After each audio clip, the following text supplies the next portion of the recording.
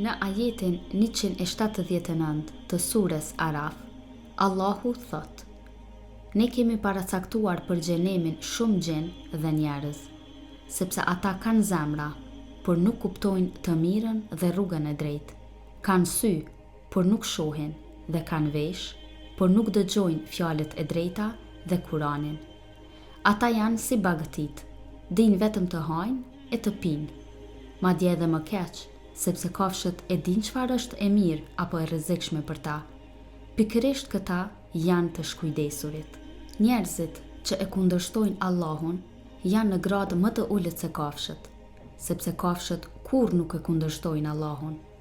Bëjnë pikërisht detyrën për çfarë janë krijuar.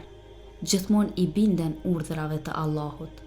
Por, pavarësisht se Allahu i ka krijuar njerëzit që t'i binden, ata vazhdimisht e braktisin ibadetin, merren me keqbërje dhe intriga. Kur veprojnë kështu, bëhen më të ulët se sa kafshët. Kafshët e dinë çfarë i rrezikon dhe i ruhen rrezikut.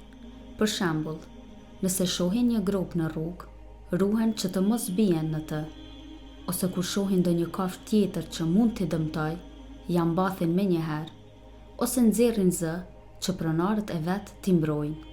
Ndërsa njeriu vazhdimisht i pëlqen dhe tërhiqet nga gjërat që e dëmtojnë, ndjek mashtrimet e shejtanit, e shkon në humbje. Ndërkohë, nëse do të kërkoni mbrojtjen e Allahut nga e keqja e shejtanit, Allahu pa dyshim që do t'i mbronte ata. Prandaj nga kjo pikpamje, njeriu është më i ulët se kafshët.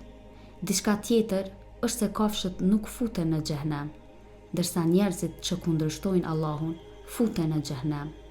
Allahu na ruajt nga diçka e tillë.